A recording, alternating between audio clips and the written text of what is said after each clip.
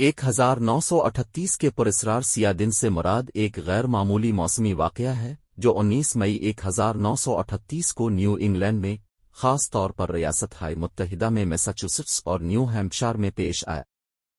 اس واقعہ کے دوران دھول اور دھوئیں کے ایک گھنے، سیاہ بادل خطے پر اترے جس نے سورج کو دھندلا دیا اور دن کو ایک خوفناک اندھیرے میں بدل دیا جو رات کے وقت کی طرح تھا۔ اس تقریب کے اہم نکات میں شامل ہیں: ایک وجہ 1938 کا سیاہ دن بنیادی طور پر قدرتی عوامل کے امتزاج کی وجہ سے تھا، بشمول کینیڈا میں جنگل کی آگ اور اس وقت کے زرعی طریقوں، جس میں بڑے پیمانے پر کھیتوں اور جنگلات کو جلانا شامل تھا۔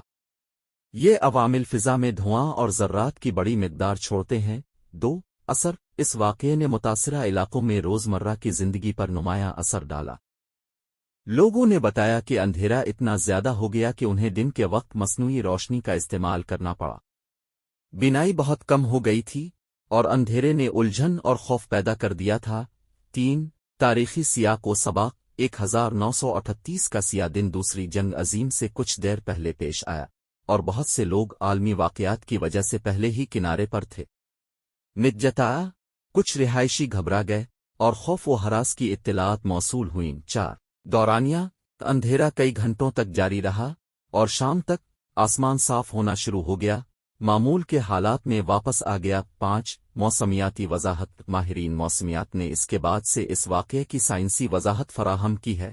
اسے مذکورہ آگ اور موسم کے نمونوں کے امتزاج سے منسوب کیا ہے جو علاقے میں دھواں اور دھول لے کر آئے تھے۔ چھ اسی طرح کے واقعات، اگرچہ 1938 کا سیاہ دن اس طرح کے واقعے کی سب سے اچھی طرح سے دستاویزی مثالوں میں سے ایک ہے، تاریخ میں ایسے دوسرے واقعات بھی ہوئے ہیں جہاں دھواں، آتش فشاں پھٹنے دیگر ماحولیاتی مظاہر نے آسمان کو اسی طرح کے عارضی طور پر تاریک کرنے کا سبب بنایا ہے۔